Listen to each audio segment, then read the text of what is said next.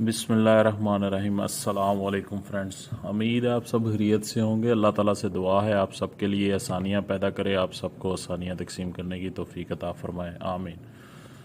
अभी तक जिन दोस्तों ने चैनल को सब्सक्राइब नहीं किया उनसे रिक्वेस्ट है कि चैनल को सब्सक्राइब करें, बेल आइकन को प्रेस कर दें ताकि जो नई वीडियो अपलोड होती है हफ्ते 10 दिन बाद उसका नोटिफिकेशन आपको मिलता रहे। आज की वीडियो बहुत ज़्यादा इम्पॉर्टेंट है। आज जिस डीटीसी और जिस सेंसर के ऊपर मैं कुछ इंपॉर्टेंट इन्फॉर्मेशन आपके साथ शेयर करूंगा है वो है P0327, P0328। और ये दोनों जो कोड बनते हैं ये बनते हैं नाक सेंसर पे। नाक सेंसर आप देख सकते हैं पिक्चर में, ब्लॉक के साथ इसकी लोकेशन है। जितने भी गाड़ी के सिस्टम या सेंसर्स आते हैं, अगर आप अच्छे तरीके से EFI का काम करना चाहते हैं तो इन सब के जो नाम कंपनी या स्कैनर यूज़ करता है वो आने चाहिए। मुझे 1 साल से ज़्यादा टाइम हो गया पाकिस्तान में EFI की ट्रेनिंग देते हुए। 50 से लेकर तकरीबन 70-75 तक लड़के जो है ना मेरे जो रिकॉर्ड में हैं वो ट्रेनिंग लेके जा चुके हैं। बहुत से लड़के ऐसे भी थे जिन्होंने ऑलरेडी पहले ट्रेनिंग ली हुई थी डिफरेंट ट्रेनिंग सेंटर से, लेकिन जब वो मेरे पास आए मैंने कुछ चीज़ों का टेस्ट लिया तो वो काफ़ी ज़्यादा कमियां बेशियां थी उनके अंदर ना। तो कहने का मतलब ये है कि आप कोई भी ट्रेनिंग सेंटर किसी भी जगह से EFI की ट्रेनिंग लें तो वो ट्रेनिंग सेंटर बिल्कुल ज्वाइन ना करें जहां बिल्कुल वाइट बोर्ड की ट्रेनिंग हो, मीन के साथ प्रैक्टिकल ना हो या चीज़ें दिखाई ना जाएं या खुलवाई ना जाएं। इसलिए इस चीज़ को एहतियात, अगर ये काम नहीं होगा तो फिर आप इस फील्ड को सही तरह सीख नहीं सकते, क्योंकि इस फील्ड को सीखने के लिए ज़रूरी है कि जिस चीज़ के बारे में आपको बताया जा रहा है वो चीज़ आपके सामने हो और आप उसको देखें, उसकी जगह, उसकी फिटिंग देखें, सारे मामला, फिर ये काम अच्छे तरीके से समझ आता है। बहरहाल हम अपने टॉपिक की तरफ आते हैं। नाक सेंसर, इसका जो रियल नाम है वो भी नाक सेंसर है। 2-3 दफ़ा मेरा ऐसा एक्सपीरियंस हुआ कि मैंने कुछ जो इलेक्ट्रिशियन थे हमारे भाई, देसी इलेक्ट्रिशियन, मैंने उनसे पूछा इस सेंसर के बारे में, उन्हें बिल्कुल इन्फॉर्मेशन नहीं थे। कुछ कहते हैं जी 12 बोल्ट वाला सेंसर, कुछ कहते हैं जी वो ब्लॉक वाला सेंसर। तो इस तरह की इन्फॉर्मेशन जो होती है ना, देसी इन्फॉर्मेशन नहीं होनी चाहिए। आपको पूरी परफेक्ट उसका स्कैनर का क्या नाम है, उसका फंक्शन क्या है, उसका सर्किट 12 वोल्ट है, 5 वोल्ट है, क्या है, सारी इन्फॉर्मेशन होनी चाहिए, फिर ही अच्छे तरीके से काम होता है। ये नाक सेंसर है, ब्लॉक के साथ आता है। कुछ गाड़ियों में 1 तार वाला भी आता है, कुछ गाड़ियों में 2 तार वाला भी आता है। अगर 2 तारें हों तो दोनों इसकी कंप्यूटर से आती हैं, अगर एक हो तो फिर इसका जो है एक वायर कंप्यूटर से आएगी और दूसरी इसका इंजन से ही अर्थ इसको मिल जाता है।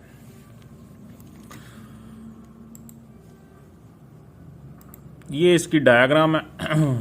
नाक सेंसर आप देख सकते हैं, 2 वायरें होती हैं, एक इसके ऊपर शील्ड लगी होती है। ये जो आप शील्ड देख रहे हैं ना, ये नाक सेंसर के ऊपर भी आती है, क्रंक सेंसर के ऊपर भी आती है, केम सेंसर के ऊपर भी आती है, और जो O2 सेंसर है उसके अंदर भी जो तारें कंप्यूटर से आती हैं उनके ऊपर भी ये शील्ड लगी होती है। और बहुत सी गाड़ियां मैंने अपनी लाइफ के अंदर क्लियर की हैं। ये जो शील्ड का अर्थ होता है ना, ये जब अंदर शॉर्ट हो जाएगा ना तो आपका सेंसर काम नहीं करेगा। इसलिए जब भी आप किसी गाड़ी की वायरिंग चेक करें, वो तमाम सेंसर जिनके ऊपर शील्ड चढ़ी हुई है और शील्ड अर्थ है वो लाजमी चेक करें कि कहीं से वो शील्ड जो है वायर तार के साथ शॉर्ट तो नहीं होगी।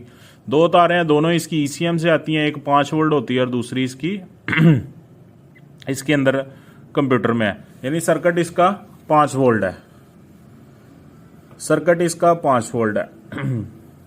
मैं शुरू से ये कोशिश रही है कि हर सेंसर, हर सिस्टम को देसी तरीके से आपको समझाऊं।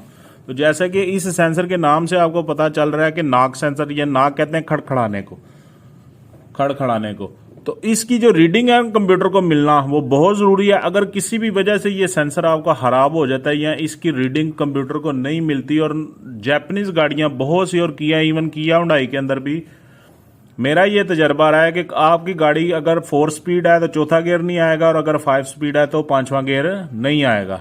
इसलिए हमेशा ये बात याद रखें, कभी भी अगर नाक सेंसर का कोड आता है या आपके पास कस्टमर आता है और वो कहता है यार मेरी गाड़ी का चौथा गियर नहीं आ रहा या 5वां गियर नहीं आ रहा, तो पहले तो ये है कि आप उसके गियर का TCM का DTC चेक करें। अगर कोड है तो ठीक है, नहीं तो इंजन के DTC लाजमी चेक करें। अगर इंजन में नाक सेंसर का फॉल्ट है तो उसे क्लियर करेंगे तो आपकी गाड़ी क्लियर हो जाएगी। इसलिए ऑटोमेटिक जो ट्रांसमिशन है उसमें नॉक सेंसर का जो सिग्नल है बहुत ज़्यादा इंपॉर्टेंट है, इसे आपने इग्नोर नहीं करना। 6 सिलेंडर गाड़ियों में ये 2 आए हैं और 8 सिलेंडर गाड़ियों के अंदर ये 4 भी हैं, यानी 2 बैंक 1 के और 2 बैंक 2 के, 2 हेड 1 के और 2 हेड 2 के सेंसर आते हैं। और अगर हेड 1 का खराब होगा तो उसके साथ बैंक 1 आ जाएगा, और अगर हेड 2 का खराब होगा तो उसके साथ लिखा हुआ बैंक 2 आ जाएगा। ये सिंपल सी डिटेल थी नॉक सेंसर के बारे में। इसकी लोकेशन भी मैंने बता दी है, थोड़ा सा फंक्शन भी बता दिया है।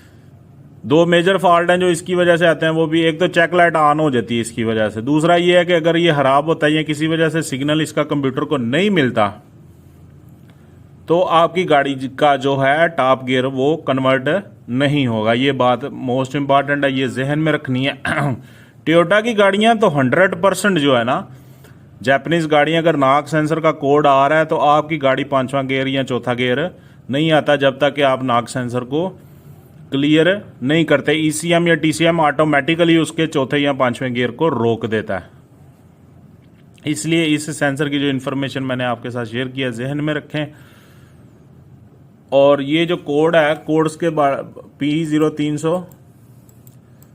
और P0328 है, इसकी भी डिटेल मैं थोड़ी आपके साथ शेयर कर देता हूँ। ये देख लें, P0327 और P0328 ट्रबल एरिया देख लें, short in knock sensor circuit. वो कह रहा है कि अगर ये इसका कोड आता है तो सबसे पहले इसकी वायरिंग चेक करें। कोई भी सेंसर का कभी भी कोई कोड आता है तो सबसे पहले जो स्टेप होता है वायरिंग ही चेक करनी होती है। वायरिंग चेक करें, यानी 5 वोल्ट आ रहे हैं, शील्ड वाली तार शॉर्ट तो नहीं है, तार टूटी हुई तो नहीं है। और दूसरी एक और बहुत ज्यादा इंपॉर्टेंट बात, वो गाड़ियां जो गर्म होती हैं, किसी भी वजह से गर्म होगी और हेड का काम हुआ है, अक्सर उनके नॉक सेंसर यानी ब्लॉक इतना ज्यादा गर्म हो जाता है कि ये नॉक सेंसर मेल्ट हो जाते हैं और इनकी वायरिंग शॉर्ट हो जाती है, ये सेंसर अंदर से शॉर्ट हो जाता है। इसलिए अगर कोई गाड़ी गर्म हुई है तो उसके नॉक सेंसर को जरूर चेक करें। अगर कोड आ रहा है तो वो फिर उस कंडीशन में नॉक सेंसर आपको चेंज करना पड़ेगा। जो ओवर टेम्परेचर हो जाती है इंजन, जिनके गर्म होने की वजह से खराब हो जाते हैं, उनके अक्सर, और कोई सेंसर खराब हो ना हो, ये नॉक सेंसर जो है ये ब्लॉक के साथ लगा होता है और ये अक्सर खराब हो जाता है, मेल्ट हो जाता है। अच्छा, पहला उसने कहा है short in knock sensor circuit, wiring check करें। दूसरी बात, नॉक सेंसर अगर वायरिंग ठीक है तो नॉक सेंसर चेंज करें, और अगर वायरिंग भी ठीक है, नॉक सेंसर चेंज करने के बाद भी मसला नहीं हल हो रहा तो फिर आपने ECM रिप्लेस करना है। ये P0327 का भी ट्रबल एरिया यही है और P0328 का भी ट्रबल एरिया यही है। ये दोनों कोड आप आएंगे तो ये 3 चीजें मैंने जो आपको बताई हैं ये आपने चेक करनी है। ये नॉक सेंसर के बारे में डिटेल थी, इसका ट्रबल एरिया भी मैंने बता दिया, इसकी कंडीशन भी मैंने बता दी कि कैसे कैसे ये खराब होता है, और इसकी लोकेशन वगैरह जितनी का डिटेल इसकी चाहिए होती है कि नॉर्मल बंदे को काम करने के लिए, सारी मैंने आप लोगों के साथ शेयर कर दी। अपना ख्याल रखें, अपने घर वालों का ख्याल रखें, 5 वक्त नमाज पढ़ें, ज़्यादा से ज़्यादा दुरूद शरीफ पढ़ें। अस्सलाम वालेकुम वरहमतुल्लाहि, पाकिस्तान जिंदाबाद।